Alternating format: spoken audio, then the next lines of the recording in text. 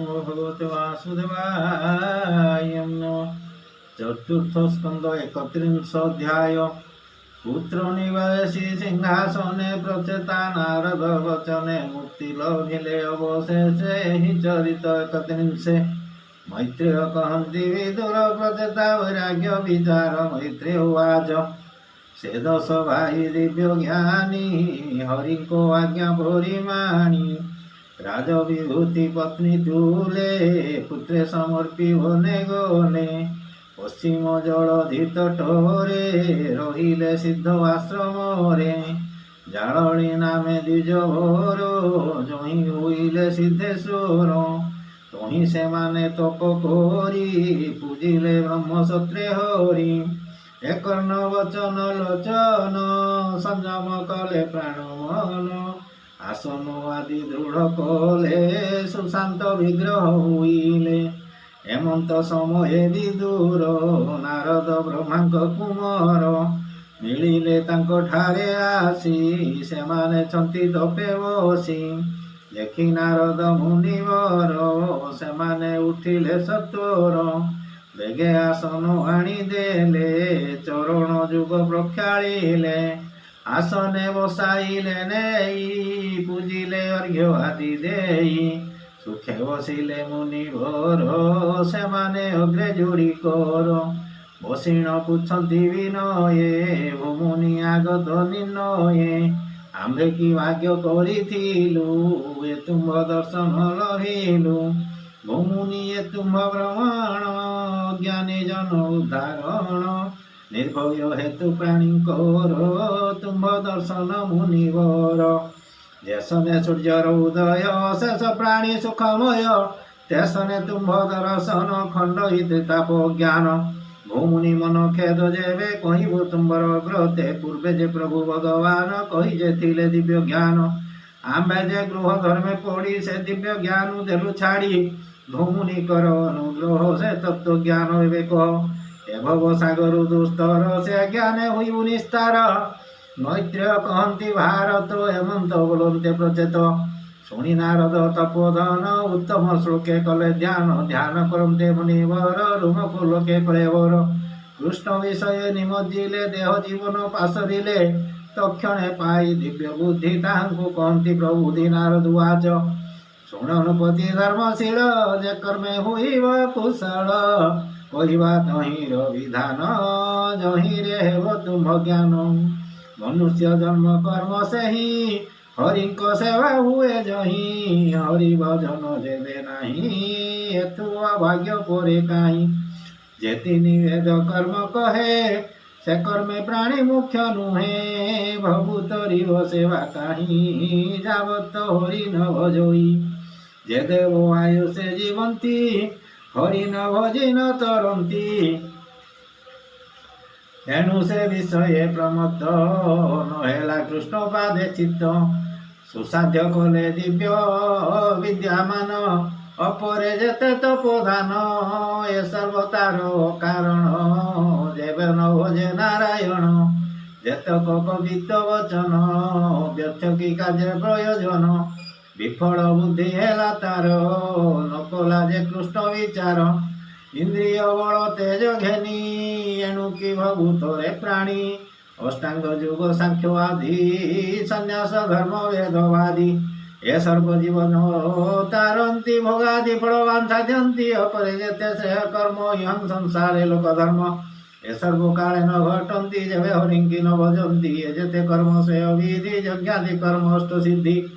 से सर्व अंतरात्मा हरि जे भल मंदे अधिकारी। कर्मानुसारे देह हुई प्राणी की कर्म भोग देई। तेणु से आत्मा सर्वभूते सकल प्रिय से यमंते। जेबे हरि की सेवा करी आत्मा को धारंती हरि। जसने तरुंकर मूले सेवन कले नहीं जले ताहार भुज स्तंभ शाखा। सर्वे संतोष मूले एका प्राण को उपहार देले संतोष इंद्रिय सकले। हेमंते हरिंकर सेवा कले संतोष सर्वदेवा। हरि जे सर्वात्मा मूले जेबे प्रपंच सूक्ष्म स्थूले। जसने रवि ठारु जल प्रभु प्रकाशे शैल। काले से रवि तेजे पुणी प्रवेश हुंती सर्व प्राणी से रूपे। गुण प्रवाह हुए चराचर भूत देह।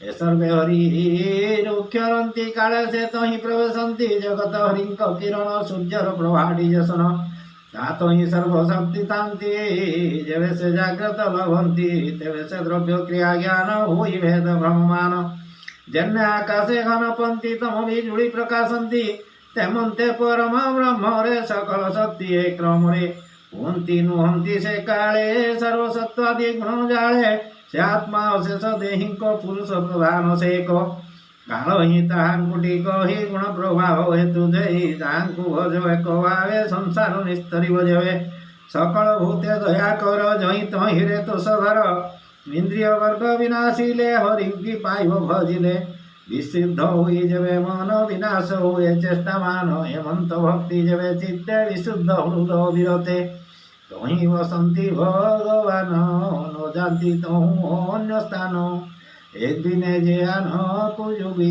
ବିଷୟ ସୁଖେ ନିତ୍ୟ ଭୋଗୀ ତାହାଙ୍କ ପୂଜା ନ ହେରନ୍ତି ଯେଣୁ ସେ ରସକୁ ଜାଣନ୍ତି ବିଦ୍ୟାଦି ମତେ ଯେଉଁ ଜନେ ରହନ୍ତି ଅହଙ୍କାର ମନେ ଯେ ସାଧୁ ଅକିଞ୍ଚନ ଦେଖି ହତାଦରରେ ଦୂରେ ପେଖି ଧନ ବିନାଶ ହେତୁ କରି ଯେ ସାଧୁ ସେବା ପରି ହରି ଅତ୍ୟନ୍ତ ମୂଢ଼ ସେ ପାମର ଧନରେ ଅତି ସ୍ନେହ ତାର ହେମନ୍ତ ପ୍ରାଣୀ ଯେ ଅଟନ୍ତି ଅଜ୍ଞାନେ ଧର୍ମ ନ ଜାଣନ୍ତି ତାଙ୍କୁ ବିମୁଖ ନର ହରି ସାଧୁ ଦୂଷଣ ହେତୁ କରି ଏଣୁ ସେ ସଙ୍ଗ ପ୍ରତ୍ୟଜନ୍ତି ସୁସାଧୁ ସଙ୍ଗ ତେ ବସନ୍ତି ସେପରି ପୂର୍ଣ୍ଣ ସର୍ବଭାବେ ବସ ନୁହନ୍ତି ଧନ ଲୋଭେ ନିଜ ଭକତ ବସ ହରି ଭକ୍ତ ଡାକ ଅନୁସରି ହେମନ୍ତ ମହିମା ତାହାର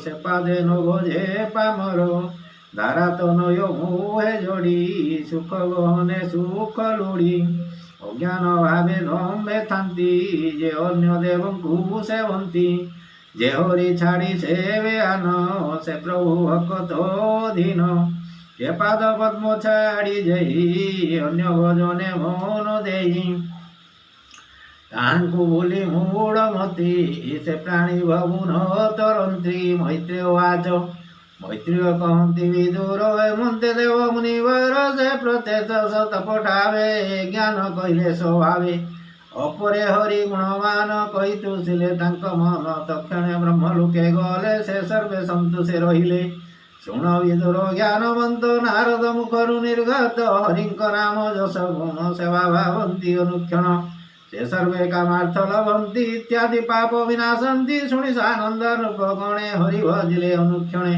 ଅନ୍ତେ ସେ ହରିଙ୍କି ଲଭିଲେ ନାରଦ ହେତୁ ନିସ୍ତରିଲେ ଏଘେନି ସତସଙ୍ଗ ପ୍ରାଣୀ ଆଦରି ଲଭେ ଚକ୍ର ପାଣି ଏବିନେ ନାହିଁ ସଦଗତି ଶୁଣ ବିଦୁର ଗୁହ୍ୟତି ସୁସାଧୁ ସଙ୍ଗେ ଚିତ୍ତ ଧର ଏ ମାୟା ସ୍ନେହ ଦୂର କର ଯେତେ ସଂଶୟ ହୃଦଗତ ପଚାରିଥିଲୁ ଯେ ବୃତ୍ତାନ୍ତ ସାର ଧରି ଶାସ୍ତ୍ର ମତେ କହିଲୁ ଶ୍ରୀ ଭାଗବତେ ନାରଦ ପ୍ରଚେତା ସମ୍ବାଦ ଶ୍ରୀହରି ଯଶ ଗୁଣବାଦ ମୁଁ ଫେଡ଼ି କହିଲ ହିଁ ତାହା ସଂଶୟ କରିଥିଲୁ ଯାହା ଶିଶୁକ ବାଜ କହନ୍ତି ଶୁକ ମହାମୁନି ଶୁଣ ପରୀକ୍ଷ ତତ୍ତ୍ୱଜ୍ଞାନୀ ମୈତ୍ରେୟ ଯେତେକ କହିଲେ ବିଦୁର ବିନୟ ଶୁଣିଲେ ଆନନ୍ଦେ ରୁମ ପୁଲକିତ ଭାବ ଗଦଗଦେ ଅଶ୍ରୁପାତ ଆନନ୍ଦ ସାଗରେ ବୁଡ଼ିଲେ ଦେହ ଜୀବନ ପାଶୋରିଲେ ଧରିଣ ମୁନିଙ୍କ ଚରଣ ଭୂମୁନି କଲ ଉଦ୍ଧାରଣ ତୁମ ପ୍ରସନ୍ନ ତତ୍ତ୍ୱଜ୍ଞାନ ପାଇ ଛାଡ଼ିଲା ମୋହମାନ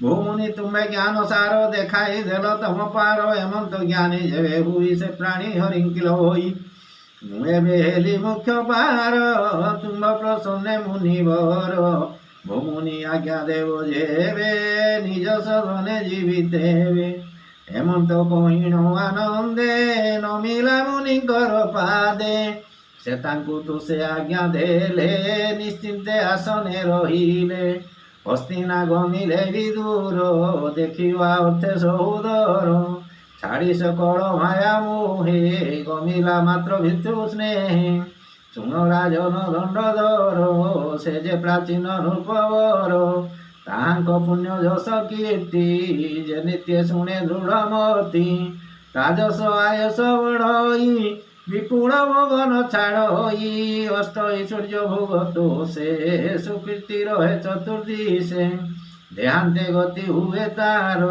ସେ ପ୍ରଭୁ କରନ୍ତି ନିସ୍ତାର ଭଣଇ ବିପ୍ର ଜଗନ୍ନାଥ ଏ କୃଷ୍ଣ ଆଜ୍ଞାରୁ କଥ ଭୂପତେ ବହୁ କାଳ ଥିଲା ହରି ଆଜ୍ଞାରୁ ଦେହେଲା ହରି ହରି ଭାବନା କରୁ ସଂଶୟ ଛାଡ଼ିଲା ମନରୁ ସେ ବ୍ରହ୍ମ ଅନନ୍ତ ମହିମା କେ କହିପାରେ ଗୁଣ ସୀମା ଅମୃତ ଚରିତ ଏ ବାଣୀ ଶ୍ରବଣେ ନିସ୍ତରିବେ ପ୍ରାଣୀ ହୁଇବ ଭଗବନ୍ଧ ରାସ ସୁଜନେ କୃଷ୍ଣ ପାଦେ ରସ ଚତୁର୍ଥ ସ୍କନ୍ଧେ ହେଲା ଶେଷ ହୃଦୟରେ ଚିନ୍ତା ହୃଷିକେଶ ଦ୍ୱିତୀୟ ଶ୍ରୀମଦ୍ ଭାଗବତେ ମହାପୁରାଣେ 12 ସଂହିତା ବୈଶାଖିକ୍ୟା ଚତୁର୍ଥ ସ୍କନ୍ଧେ ପ୍ରତ୍ୟେତ ଉପଖ୍ୟାନ ନାମ 31 ଅଧ୍ୟାୟ ସମାପ୍ତ ଚତୁର୍ଥ ସ୍କନ୍ଧ।